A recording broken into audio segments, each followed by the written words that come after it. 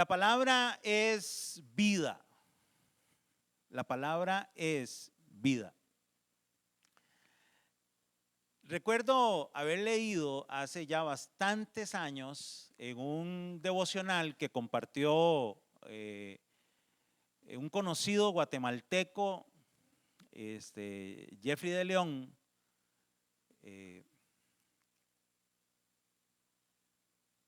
y parte de lo que él compartía era una referencia a una entrevista que le hizo una persona cristiana, creo que misionero, llamado James E. McEldowney. Y dice que conversando él, ¿verdad?, en una pequeña entrevista con Mahatma Gandhi, un personaje que creo que a lo largo de la historia lo reconocemos, Gandhi dijo esto: tengo gran respeto por el cristianismo. A menudo he leído el Sermón de la Montaña y he aprendido mucho de él. No sé de nadie que haya hecho más por la humanidad que Jesús. De hecho, no hay nada malo con el cristianismo, pero el problema es con ustedes, cristianos, que no comienzan a vivir conforme a lo que ustedes mismos enseñan. Y cuentan que en una ocasión Gandhi tenía intención de entrar en un evento en que había un evangelista y no lo dejaron entrar por su color. Ustedes saben que en la India el tema de las castas o clases sociales, de las diferencias socioeconómicas y casi que por haber nacido en una casta tenés que quedarte ahí, ¿verdad? Y no sos bien recibido por otras que se creen superiores. Y parece que en un evento de un misionero a él no lo dejaron entrar. Alguien con un potencial que lo desarrolló, que pudo haber sido muy útil en el reino de los cielos, por cristianos que no vivieron conforme las enseñanzas que compartían. Dice un amigo, Andrés Corrales, que la gran influencia, Andrés es misionero en Uruguay desde hace montones de años, dice la gran influencia, esto lo escribió en un tweet hace como 5 años, dice la gran influencia de Jesucristo se basaba en que no había división entre lo que decía y hacía. Y a continuación les voy a presentar una caricatura. No sé si van a leer bien. Hay dos cristianos, ¿verdad?, que se encuentran. Uno tiene una Biblia gruesa y el otro una Biblia delgada. El de la Biblia gruesa le pregunta: ¿qué finita es tu Biblia, Carlos? Y Carlos le responde: es que yo le saqué todas las partes que me creaban conflicto.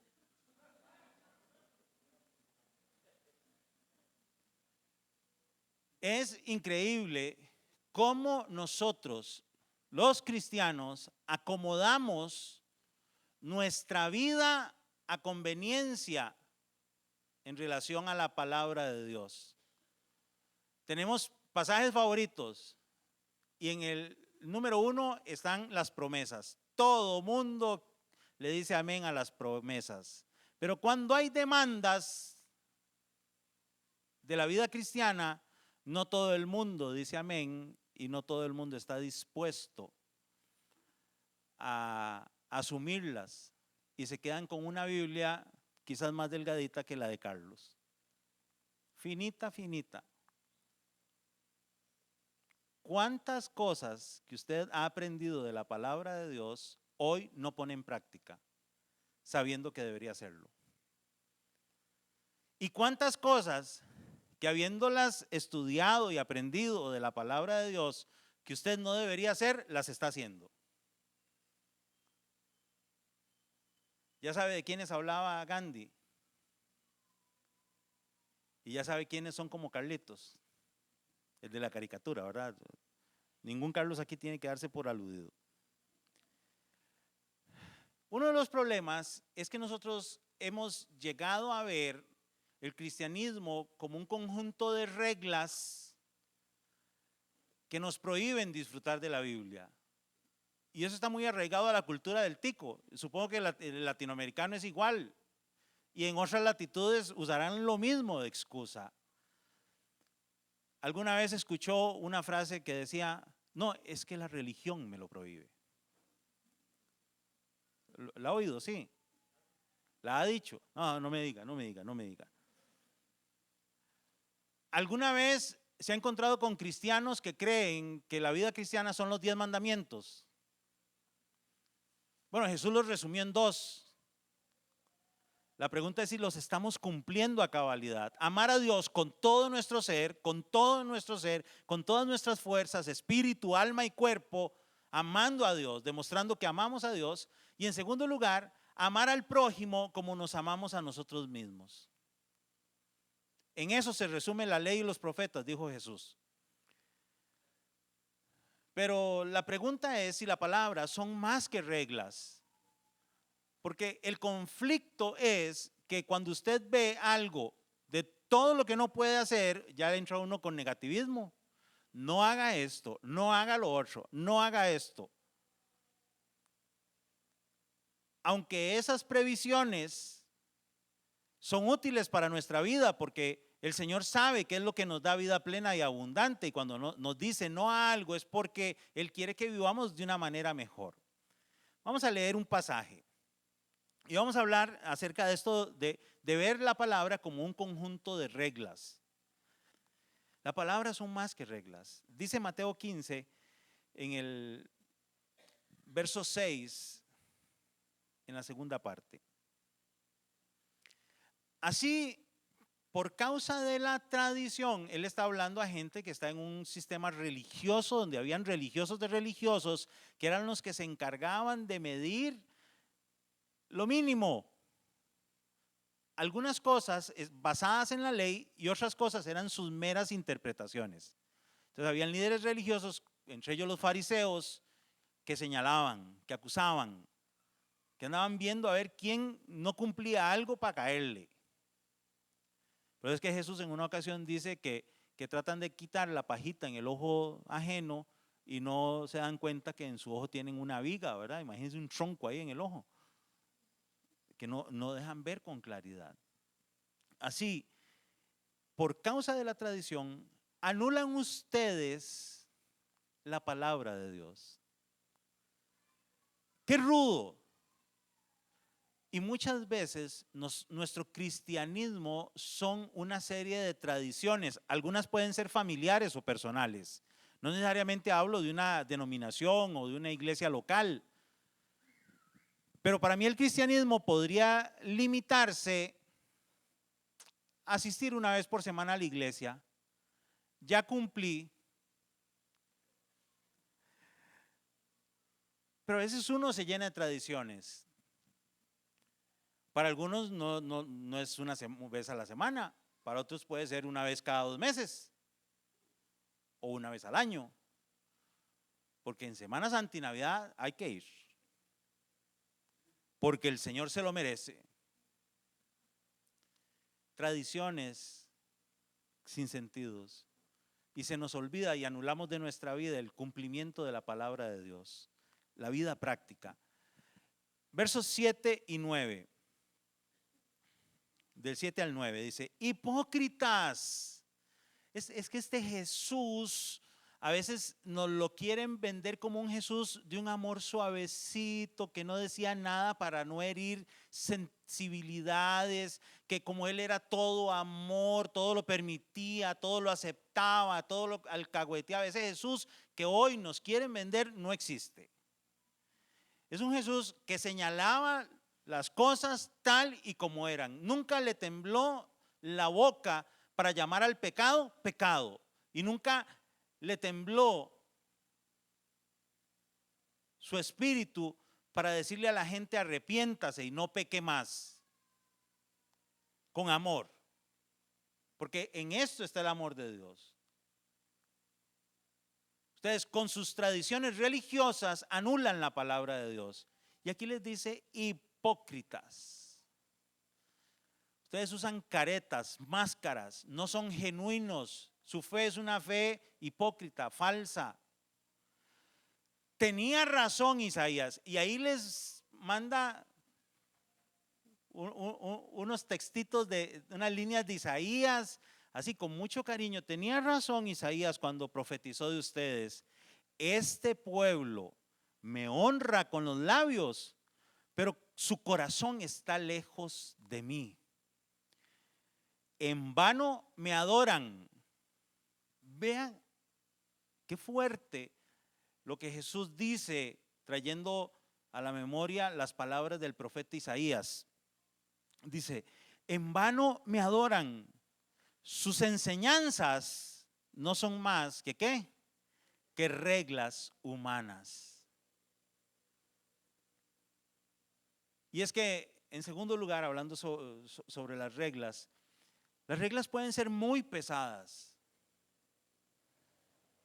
A veces nuestras tradiciones y las reglas que imponemos en el cristianismo son muy pesadas y no es lo que Jesús ha dicho que hagamos, ni es lo que Dios quiere que hagamos.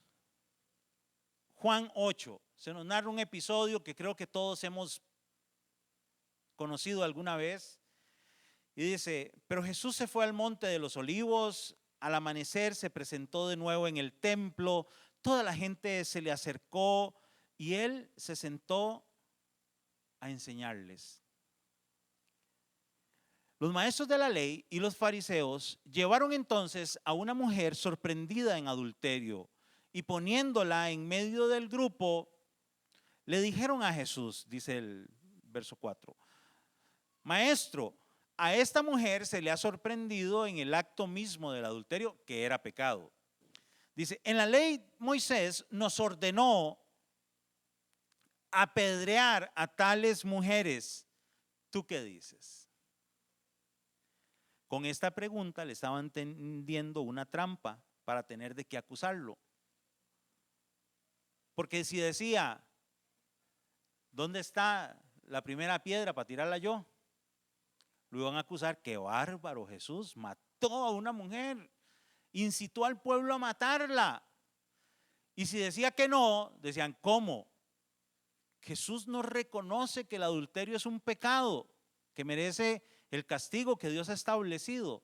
Recordemos que Jesús vino a traer una nueva forma de ver la relación entre Dios y el ser humano, ¿verdad? Por eso él decía, el reino de los cielos se ha acercado. Jesús evidentemente no estaba en contra de la ley, pero él vino a darle sentido a lo que estaba escrito en la ley. Verso 6 en su segunda parte al verso 8 dice, pero Jesús se inclinó y con el dedo comenzó a escribir en el suelo. Y como ellos lo acosaban a preguntas, Jesús se incorporó y les dijo, no sabemos que Jesús, yo he oído prédicas de lo que Jesús escribía en el suelo y yo, ¿en serio? Tenían la imagen satelital de Google de ese día en ese punto, ¿saben el lugar donde pasó, verdad? En el Monte de los Olivos. No sabemos qué Jesús escribió, no sabemos por cuánto tiempo, pero dice que la gente le preguntaba y lo acosaba con preguntas. Pudo haber sido un gran rato o pudo haber sido un montón de gente. ¿Qué Jesús? Hey, responda. Hey, a ver, ¿qué dice? Ese maestro se quedó callado y no sé qué. Y Jesús dice que se incorpora y les dice, aquel de ustedes que esté libre de pecado, que tire la primera piedra.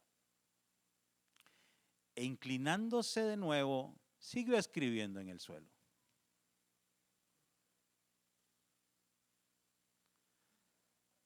Conocía a Jesús, ¿verdad? Al oír esto, se fueron retirando. ¿Quién? Uno tras otro. Comenzando por los más viejos. Cuando uno es viejo, ha dejado la juventud. Bueno, la juventud lo dejó a uno.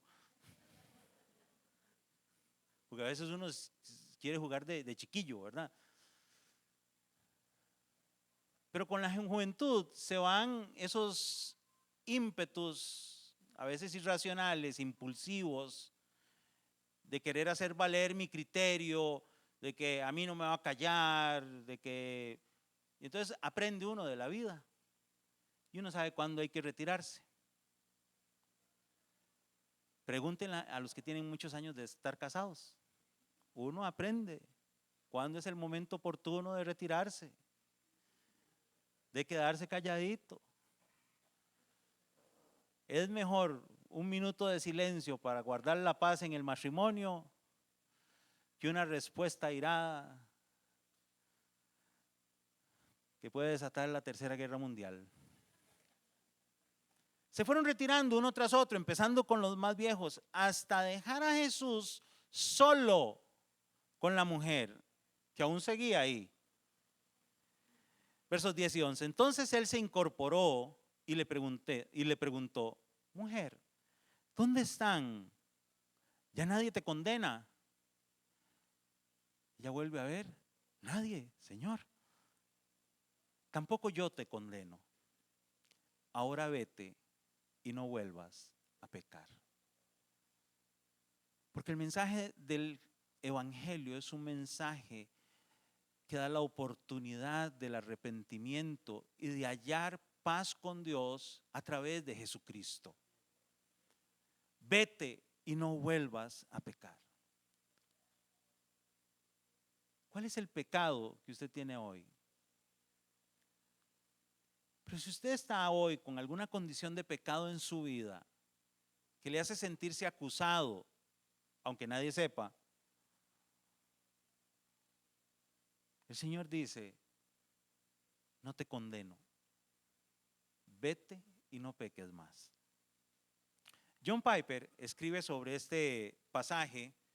Yo sé que ahí la letra está pequeñita y posiblemente usted tenga que afinar la mira de sus ojos, igual que yo, por eso me acerco a la tablet. Y John Piper escribe esto. Yo sé que es una cita larga, pero creo que vale la pena. Hay como 2 o 3 de citas así. Dice, la historia nos señala hacia el mensaje de todo el Nuevo Testamento. Somos llamados a ser santos, como Dios es santo. Dios odia el pecado. Pero la búsqueda de santidad sin una profunda experiencia de gracia en nuestras propias vidas produce hipocresía y una crueldad doctrinaria. Jesús vino al mundo para proveer esa gracia mediante su cruz y para establecer la santidad, la justicia y la rectitud sobre el fundamento de nuestra experiencia de su gracia. Por tanto, venga a Él por gracia y propóngase no pecar más. Gerald L. Borchert dice, sin embargo, el veredicto de Jesús, ni yo te condeno, no era una absolución ni falta de condenación. De hecho, el veredicto era una imposición para que viviera de manera diferente a partir de ese momento, para que no pecara más. Jesús no le dice, no, véngase mamita, usted no ha hecho nada malo, no se preocupe, usted sigue en lo suyo. Dios la ama así como usted es. Sí, Dios la ama así como es, pero Dios espera que usted se arrepienta para que no siga haciendo lo que usted es en este momento. Paréntesis mío. Continúo leyendo la cita. Dice, la obra liberadora de Jesús no era una excusa del pecado. El encuentro con Jesús siempre ha exigido la transformación de la vida, de alejarse del pecado. Jesús no trataba el pecado con ligereza, pero ofrecía a los pecadores la oportunidad de comenzar una vida nueva. Y ese es el Jesús que va más allá de las reglas, porque el evangelio va más allá de las reglas de la ley. Jesús vino a cumplir la ley, pero ya no estamos bajo la ley, estamos bajo la gracia. Los principios que hay en la ley morales y espirituales permanecen, porque Dios quiere que seamos santos, que no pequemos, que nos llevemos bien unos con otros, que tengamos una convivencia en paz. que sigamos compartiendo su amor, que le adoremos como Él merece ser adorado. O sea, los principios de la ley siguen vigentes, pero no podemos aplicar puntos de la ley para señalar a otros. Es que la Biblia dice, no imprimiréis marca alguna sobre vuestro cuerpo, tatuados pecadores. Que el hombre no se vista de mujer ni la mujer de hombre. Y señalamos, según nuestros juicios. Pero ahí en la ley también dice que el que ande ropa de dos tipos de tejido, igual pecó. El que siembra dos tipos de semilla en un mismo lugar, pecó. Léanlo. Eso está cerquita ahí donde habla de no imprimir marcas de la ley por causa de los muertos, porque eso lo hacían las naciones paganas. Lo que quería Dios era que su pueblo se mantuviera diferente, sabiéndose consagrado, santo para Dios, apartado para Él, que es lo mismo que Dios espera que nosotros hagamos hoy. Las reglas no inspiran gracia. ¿Qué gracia transformadora se iba a manifestar si Jesús decía apedréenla? ¿Era gracia? Para nada. Era castigo. La gente quería ver un circo. Hoy, lamentablemente, muchos cristianos cuando ven que alguien cae, lo que quieren ver es un circo, que haya derramamiento de sangre. Ahora sí. Cuando Dios lo que quiere es manifestar su gracia. Porque donde abunda el pecado, sobreabunda la gracia. Y no es para que nosotros, bueno, para que sobreabunde la gracia voy a seguir pecando. No, no, no, eso tiene otro nombre teológicamente. En mi barrio le hubieran dicho, eso es ser carebarro. Las reglas no inspiran gracia.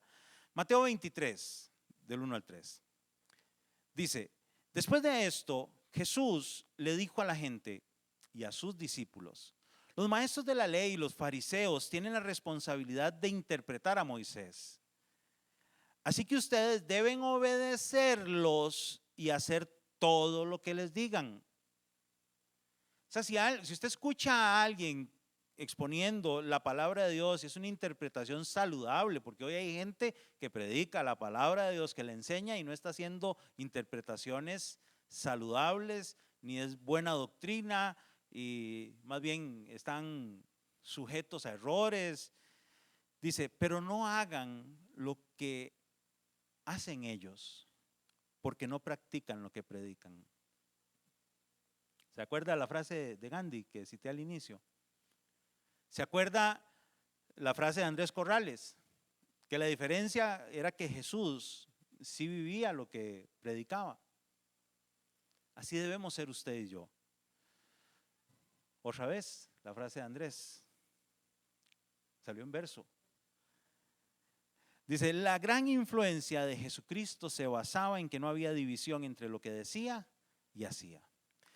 Mateo 23, 4 dice, hablando de los líderes religiosos, los fariseos y otros líderes, dice, atan cargas pesadas y las ponen sobre la espalda de los demás, pero ellos mismos no están dispuestos a mover ni un dedo para levantarlas.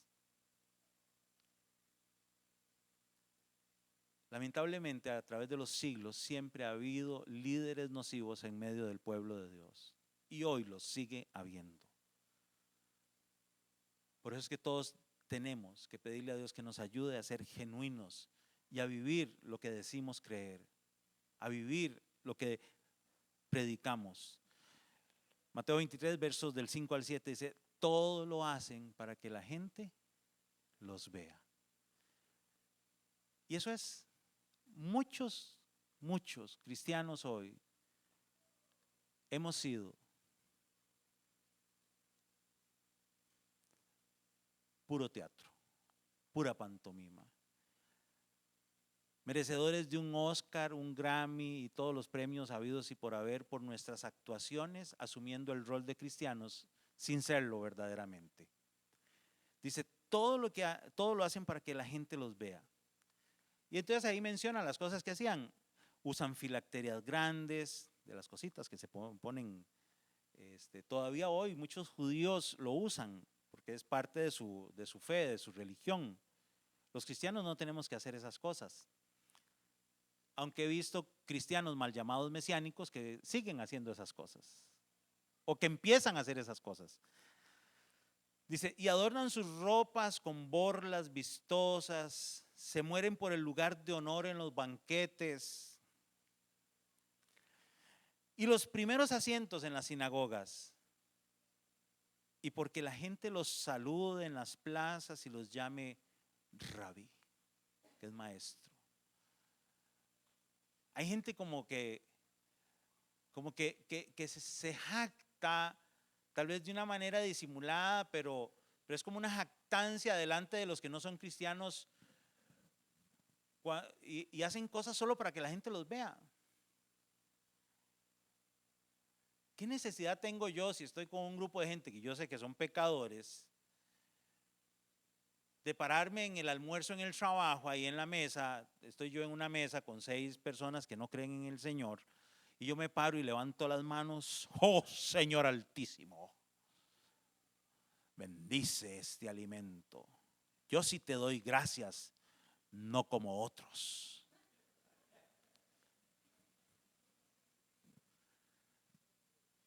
Suena exagerado, pero hay gente que tiene actitudes que son parecidas.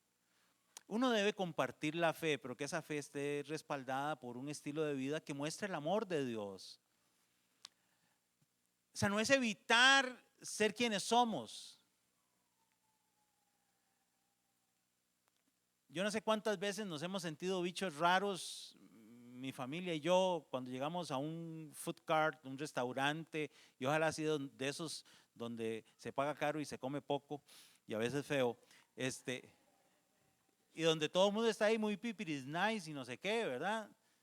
Y usted se toma las manos como familia, y las hijas lo vuelven a ver, o no, nos vamos a agarrar la mano aquí, vamos a orar, hay que agachar la cabeza, y si quiere, y ora uno dando gracias. O sea, pero si uno lo hace como una práctica normal, o sea, lo hace ahí en silencio.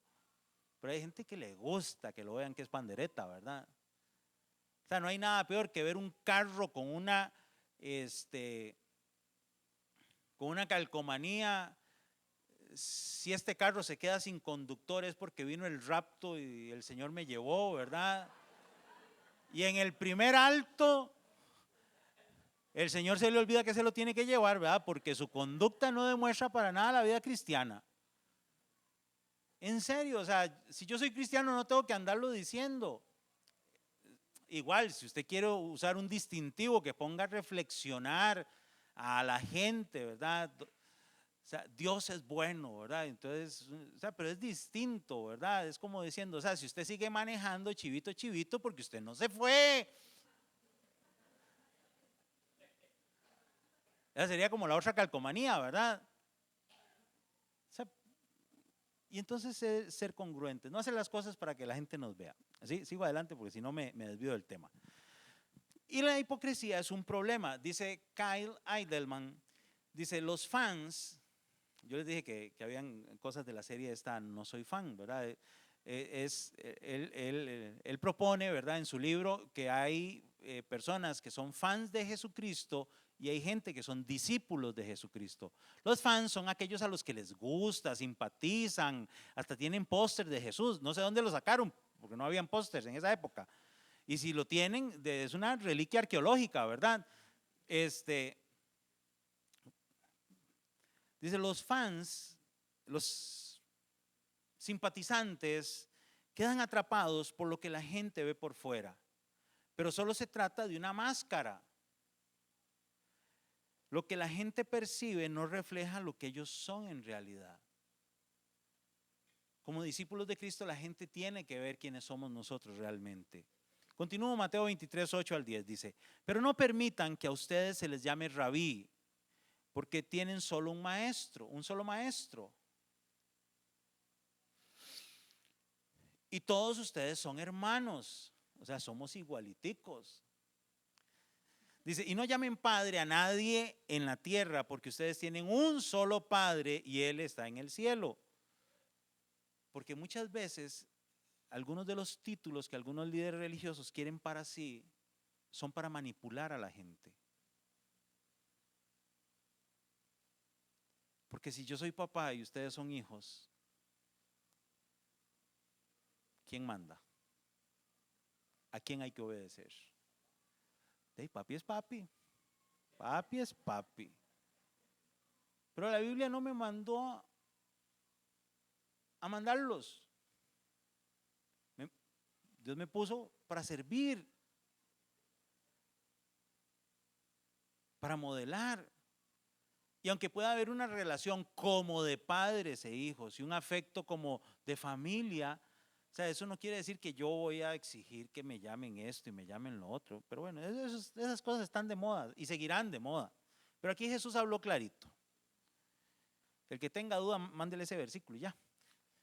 Dice, ni permitan que los llamen maestro, porque tienen un solo maestro, el Cristo. Versos 11 y 12. El más importante entre ustedes será siervo de los demás, porque el que a sí mismo se enaltece, ¿será qué? Humillado. Y el que se humilla, será enaltecido.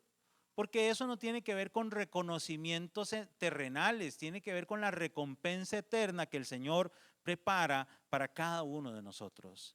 Aquí hay dos frases, dice: Jesús busca seguidores genuinos, íntegros, honestos, vulnerables. Jesús busca seguidores que no fingen que todo está bien. Y no siempre uno está así. ¿Cómo está? Aquí enfrentando una prueba, pero confiado en el Señor. Pasando por problemas, pero con gozo.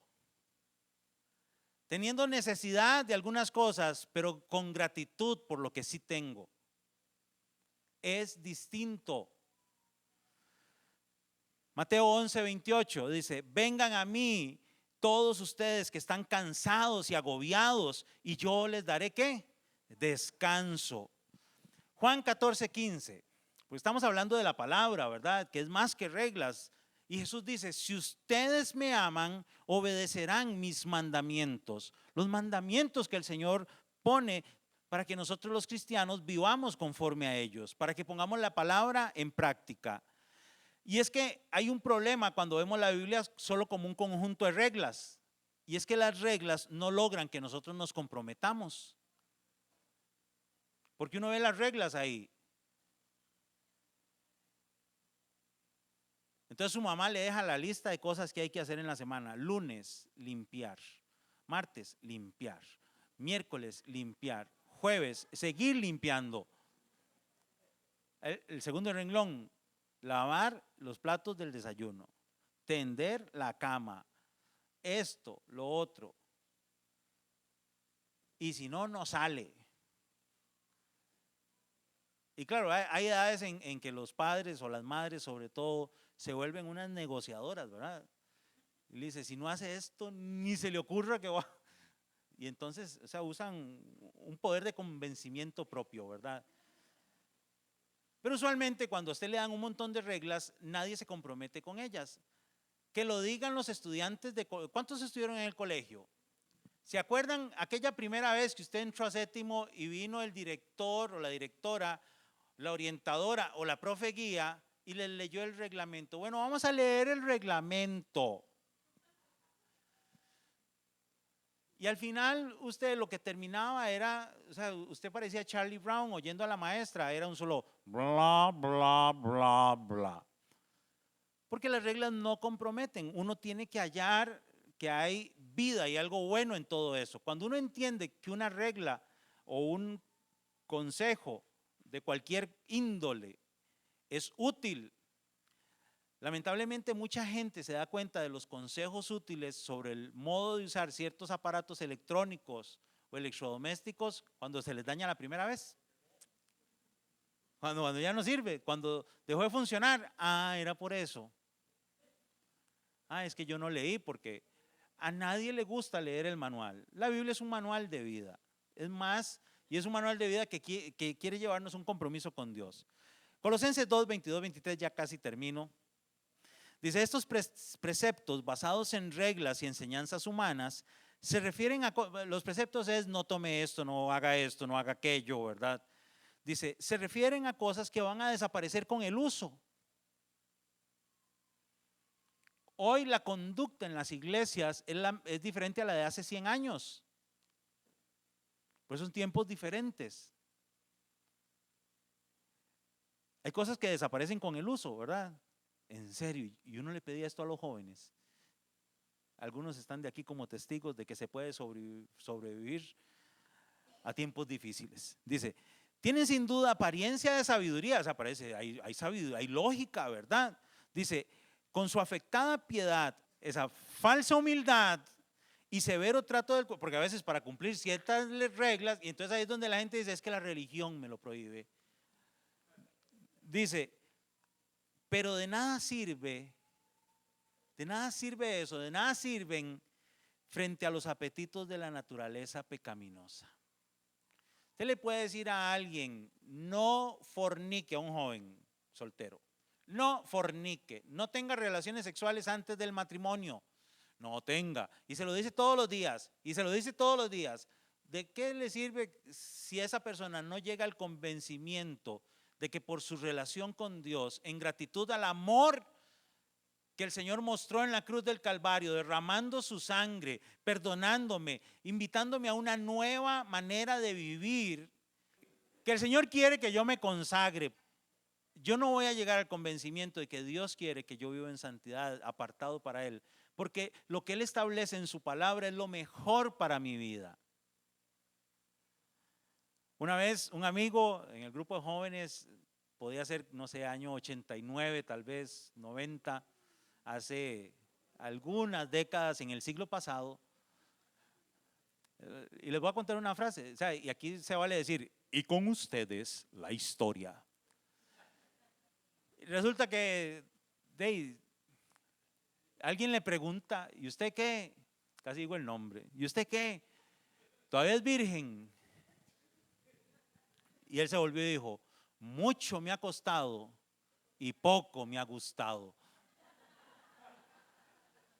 Pero él tenía claro por qué lo hacía. Porque va en contra de nuestros deseos y apetitos. Pero cuando son solo un conjunto de reglas que vemos ahí, o sea, eso no transforma nuestro corazón y nuestra manera de ver la vida. Y no sirven de nada las reglas para evitar que yo ceda ante mis pasiones juveniles, ante mis malos deseos, ante los apetitos de mi naturaleza pecaminosa, como dice ahí en Colosenses. Uno tiene que evitar elegir la apariencia sobre la esencia. No seamos cristianos de apariencia, seamos cristianos en esencia. Dejémonos de preocupar por lo externo, que tiene relevancia, que tiene importancia, pero preocupémonos más por lo que hay aquí adentro. O sea, es que yo puedo venir, ponerme de pie en un tiempo de adoración, como ya en un par de minutos lo hacemos, cerrar los ojos y estar pensando en la sopa de albóndigas. ¿Alguna vez le ha pasado que usted asumió una pose porque era lo que había que hacer, ¿verdad? Y pónganse de pie, ¿verdad? O sea, porque qué carnal me voy a ver sentado en la silla. Preocupémonos más por lo interno, porque cuando lo interno está sometido a la voluntad de Dios, todo lo externo el Señor lo transforma. Las reglas sobre las relaciones, a veces imponemos reglas que afectan relaciones. Las reglas sobre el amor, ¿qué hizo Jesús? Sobre todo mostró el amor de Dios. Y no es que los principios dejaban de estar vigentes, es que en Él hay perdón, hay gracia, hay amor.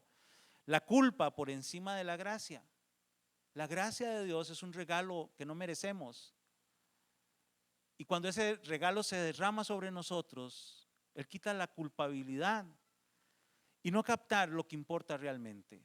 Porque muchos cristianos aún no han captado qué es lo que importa en la vida cristiana. Cuando el enfoque, dice esta frase, está en las reglas, llegamos a parecernos a los fariseos, cuyo legalismo solo hacía que la gente se alejara de Dios. Mateo 23:13 termina diciendo, dice, Ay de ustedes, maestros de la ley y fariseos, hipócritas, le cierran a los demás el reino de los cielos, y ni entran ustedes, ni dejan entrar a los que intentan hacerlo. ¿Cuánta gente, y quizás nunca me dé cuenta de esto, alejé yo, intencional o sin intención, del reino de los cielos? Porque yo vivía una vida cristiana de apariencia, de cumplir con algunos rituales, tradiciones o reglas, pero en mi vida eso no había calado. ¿A cuánta gente habremos corrido de experimentar el amor y la gracia de Dios? Y necesitamos dejar de ser como esos fariseos hipócritas. Matthew Henry en su comentario dice: son verdaderamente felices aquellos a quienes Cristo no condena.